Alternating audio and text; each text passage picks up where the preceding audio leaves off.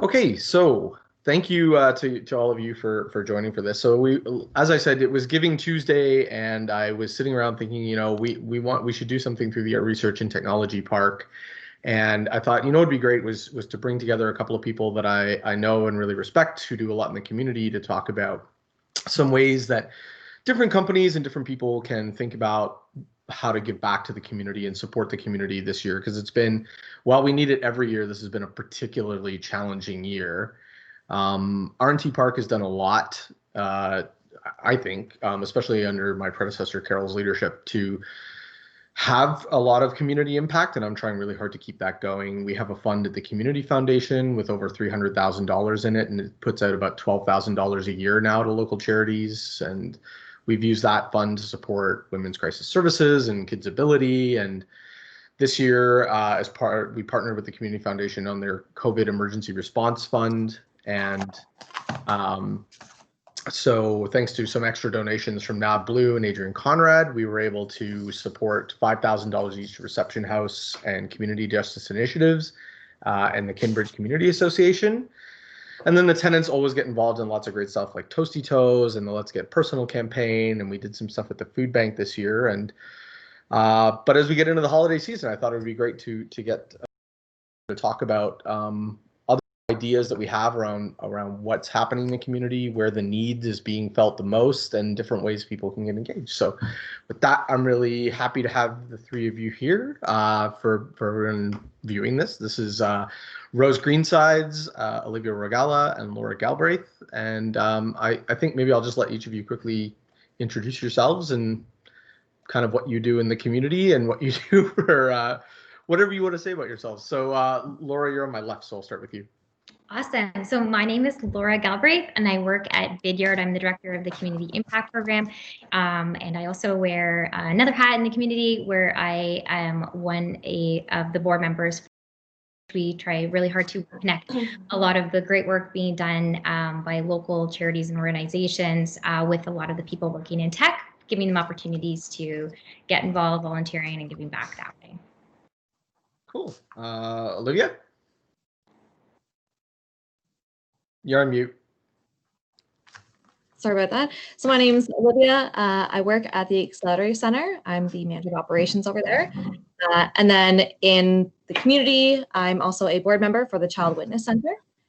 So the CWC provides support and advocacy for children and youth who are either witnesses or victims of crime.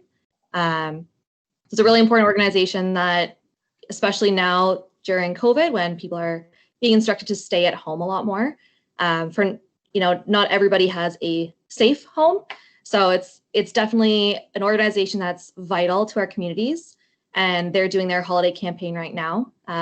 So it's both a place that I donate to, and then with my time, and then also financially as well. So it's definitely an organization that means a lot to me. And then with the AC, we're doing a campaign right now to support local businesses and support our company, like our startup companies that we work with. So we're putting together a kind of virtual holiday market. So for those people who are interested, you can send any information that you want. If you want to promote a company or a product or service that you work with, either personally or maybe through your organization, then the AC will put that into our kind of more of an e-brochure style virtual market, and would be happy to share that as well. So really trying to promote those local businesses, the clients that we work with, and the ones in the community this season. Cool. And Rose? Yeah, so my name is Rose Greensides, and I've been a not-for-profit leader for, I guess, about 13 years. And currently I sit as the Executive Director of Social Venture Partners. And at Social Venture Partners, we bring together a community who wants to donate not only financially, but their time and talent to leverage their philanthropic giving. And we do that by pooling time, talent, and treasure, and invest in numerous charities in the region. Cool. So I think one of the things I wanted to do with this was to kind of set the stage a little bit, to give people a sense of what is happening in the community. What's the landscape looking like? What are, especially charities and nonprofits, are facing some pretty challenging times, and I'm curious, Rose, I might start with you because I know you've done a lot in the last while to really assess where things are at and where organizations are struggling and stuff.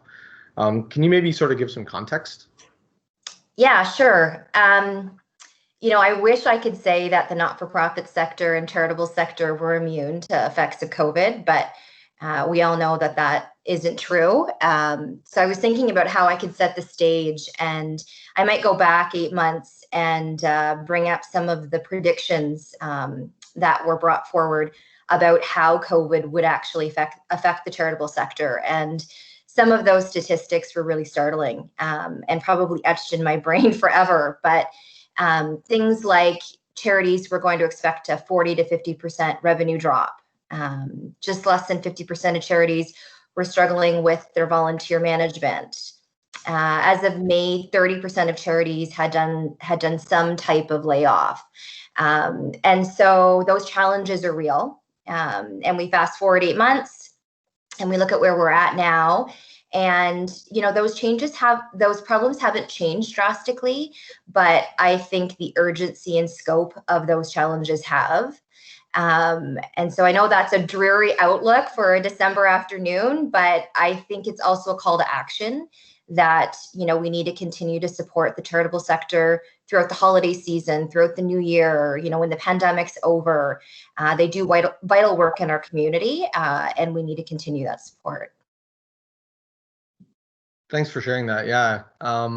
Laura or Olivia, do either of you want to add to some of that about things that just what you're hearing either from the boards you're involved in or just from members of the community? Yeah. So at Vidyard, we have a culture of giving back, and that's been a big part of what we've done.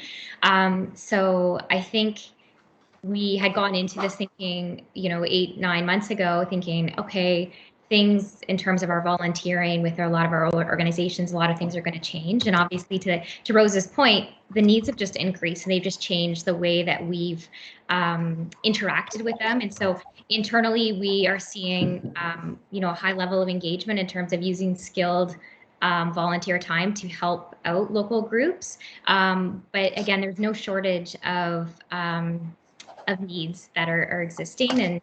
And one of them that has been very top of mind for me is the ones around like food and security. And that's huge, right? We see that everything from like nutrition for learning, like food for kids, House of Friendship, the food bank, like the needs are just continuing to grow. And I think, as a company that has done a lot in trying to give back, I think we have kind of approached this like, how can we best use what we have to help our community during this time, and whether that is reallocating dollars that we would normally spend in other areas to give back through the KW Community Foundation campaigns, or donating to the hospital, or however we can. Just again, trying to approach it with a sense of empathy, but also creativity, and like how can we best support our community during this time. Olivia? Yeah, and I would actually add to that it definitely has provided, I think that this year has created some different challenges. And in terms of what we do at work, we would typically do things like food drives. That obviously looks a little different, and it's a little bit more challenging now to do those types of things because buildings don't have a lot of people in them. So that's definitely a challenge that we've seen at work, is trying to find ways to tap into our community to see what kinds of kind of giving back is possible. Even giving of time. We had internally planned that our staff were going to go and help put together little baskets for an organization, but again, then it's kind of always having to check in with people's comfort levels around being in person and doing volunteer work. So it is a major challenge. On the personal side, the organizations that I volunteer my time with, Community Justice Initiatives being one of them, we aren't able to enter the prisons right now. So that's, it's a population that I'm really conscious of, that they are now not receiving the supports that they really value. Not that the volunteers aren't willing, but just based on safety reasons, we're not going to the prison. So that's been challenging. And you know, for a Child Witness Center, similar challenges. People are, I think when it comes to donating, just with uncertainties around work and income and things like that, people are a little less likely right now to be donating as much, even though the need has grown, but maybe people's abilities to do those types of things, whether it's comfort levels or income levels, things like that, has kind of reduced. So there's a lot of, you know, similar to what Rose was saying, a lot of really unfortunate stats and things that we're seeing in the community. Yeah, I've certainly been attuned to, I think, a lot of those same things. I've also been really trying to emphasize with when I speak to the tenants and stuff like that, just really focus on the fact that, and I'm conscious of being the only male here, but this pandemic has really hit women a lot harder than it has men, typically speaking. You know, the layoffs have affected women more. We're seeing more women leave the workforce to or to take care of other family obligations, long-term care obligations for things like that. And so it's been a pretty inequitable the way the pandemic has impacted people, and that doesn't surprise me in any way. But you know, we've seen increases in domestic violence being reported. Shelters across the board are really getting stretched. Food banks are getting stretched, and that's probably only going to get a lot worse through the winter. So I think it's really important, like Rose, you say, to have this call to action that now more than ever, we need anybody who can step up to step up, because it is getting harder. So, yeah. I mean, on that, as you note, it's a little bit of a dreary note, but what are some of the things that you've seen either companies or individuals doing, whether it's being creative or finding new ways to approach this challenge of giving back or trying to find new opportunities? Like Laura, what are you seeing in Vidyard or even at many of the other companies that we spend time talking to?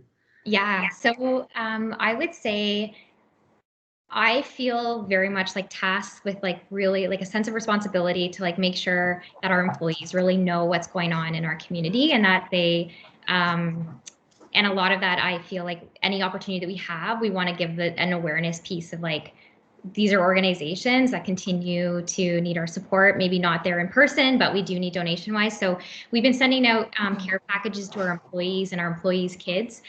So for their employee kids one, we provided every kid box was also a donation to Nutrition for Learning. Again, trying to connect the two, that, you know, like, this is really neat that we're able to do this as an organization, provide you with this kit, but you know, there's a lot of kids in the community that kind of need the support. And again, trying to support local businesses with those ideas as well. We're doing something similar for our employees for a holiday party.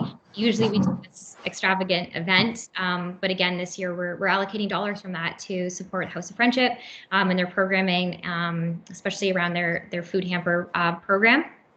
And just trying to be smart about what we spend at Vidyard in terms of how we can reallocate dollars for community, and getting our employees kind of really strongly connected with a lot of great organizations to provide back volunteer time. And you know, other companies too, like we're seeing, you know, matching dollars to dollars for, I think Bonfire shared that for the food drive, which is great. Food drives are such a good way to build a sense of community internally. There's a lot of competition. I know at Vidyard we've done that every year, and again this year it's just even more important. Again, when you're asking for dollars versus cans, it's sometimes hard to get that, whereas people are more likely to bring in something. But really explaining to them the why. Actually, we can get more, like $1.03. Communicate that a little bit more effectively and get people a little bit more fired up to want to give back. Cool. Olivia, what do you think? Yeah, actually, as you know, as much as previously this maybe was a bit of a downer, we've actually seen a lot of really interesting creativity and innovation come out of the companies that we work with. It provided an interesting opportunity, I think, for a lot of organizations and companies that are developing things specific for COVID recovery. So the AC is put together. We launched a COVID-19 support and recovery program a couple months ago. So we could provide some seed funding to companies who are specifically coming up with things to respond to COVID-19. So we've actually seen a lot of really interesting things coming out of that, and companies that we previously were working with that maybe working on a totally different thing have now done pivots, and they've come up with solutions and ways to help our community. And so it's been very interesting to see, and that's kind of a hopeful, exciting nugget, is all that bit of kind of opportunity that has come out of this. So, and we're doing our best, definitely at the AC, to promote and support those companies.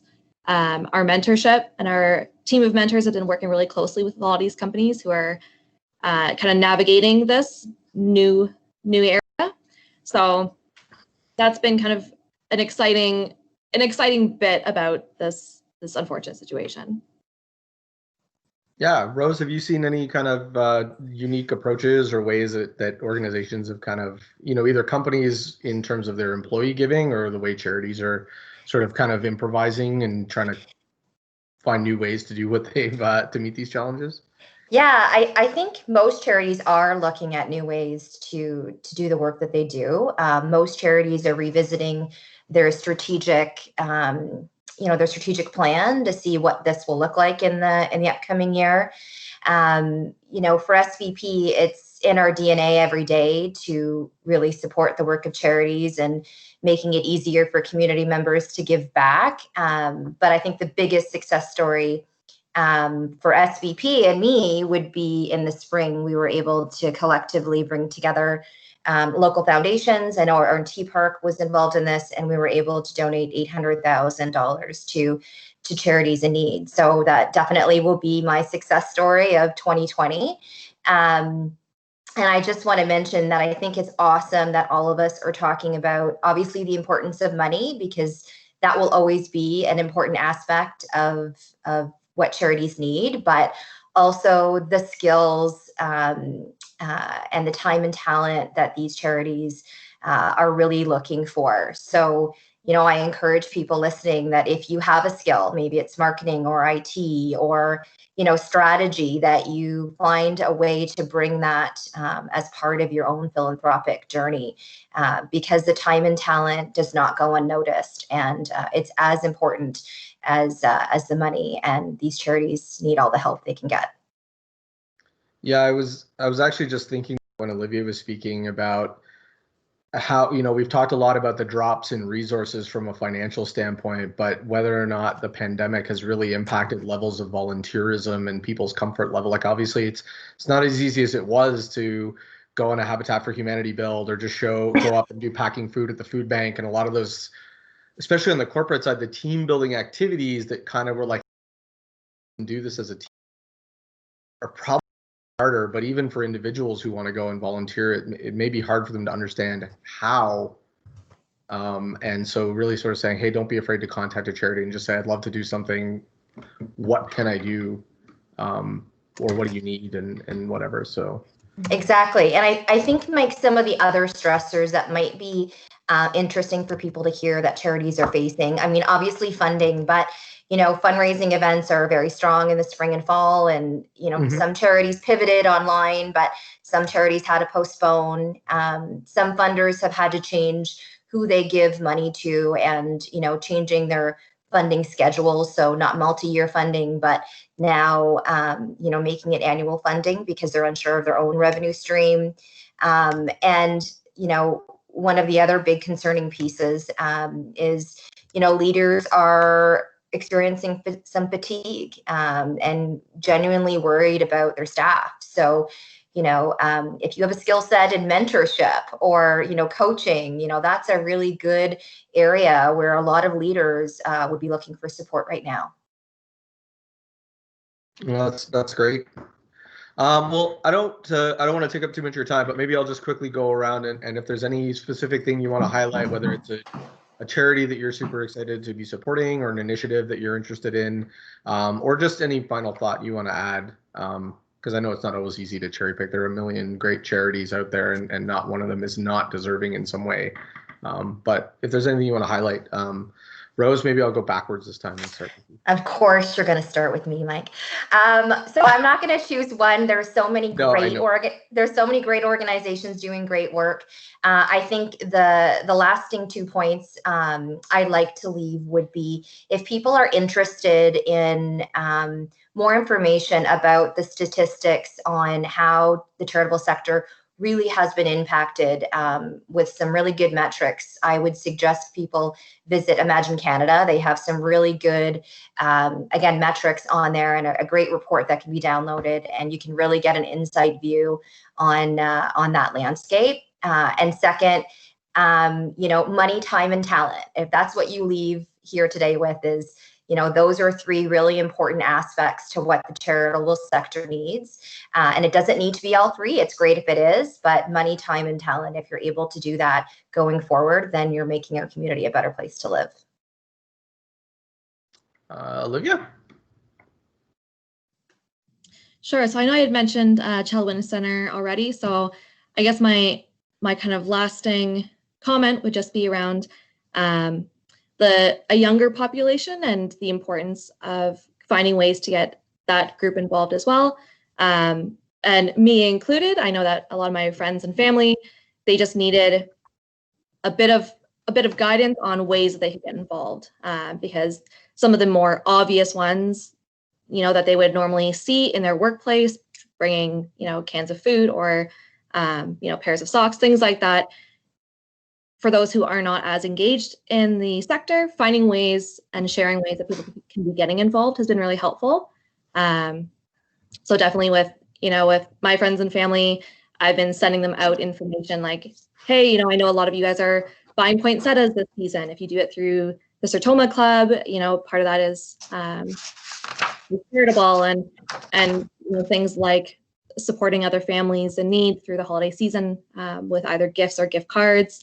A lot of things that are great to do, that maybe people just need that link, and that will prompt them to do some giving. So finding ways to get involved and sharing those is just really important. So I would definitely encourage people to make sure that they're sending that information out to their networks, for those who are looking for ways to give back, but maybe just don't know how to do that in an easy, comfortable way right now. Laura? Yeah, so I mentioned earlier, so I'm personally involved with the House of Friendship, like the holiday hampers and the turkey drive.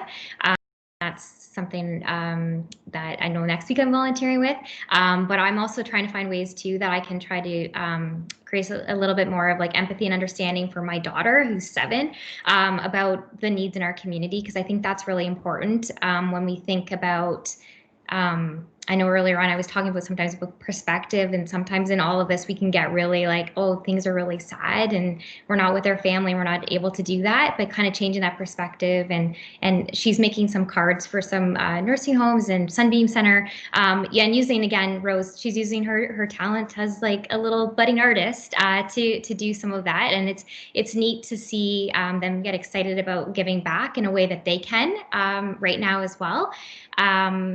But internally, we're excited about all the people that have shown interest in using their skills to volunteer and give back. And it's interesting because it's a different group of volunteers that we saw with actually like going to the men's shelter and serving dinner, or going and painting, or doing something along those lines. It's a different group, and it excites me about like the future of how we look at volunteering and how we are really utilizing our skills and really supporting the community as best we can. That's great. Thanks. I really appreciate all of you taking the time. I know for myself, Kim and I are actually stepping up our donations where we can this year, and supporting, we've supported Women's Crisis Services and House of Friendship, and, through the Research Park, we've also been able to do a few things. I was saying to Rose just before we started this that I'm in the midst of trying to make a donation to One Roof, because the youth shelter often gets overlooked, and they're doing some really amazing work. And really just trying to think ahead about, how can we help people who are were already kind of excluded or on the margins, and are at risk of being pushed even further out. And through the pandemic and through the winter and the next few months that are going to be really challenging. So trying to just support as best we can. So, well, thanks very much for taking the time to help with this. I'll stop recording, and I really appreciate it. Thank you.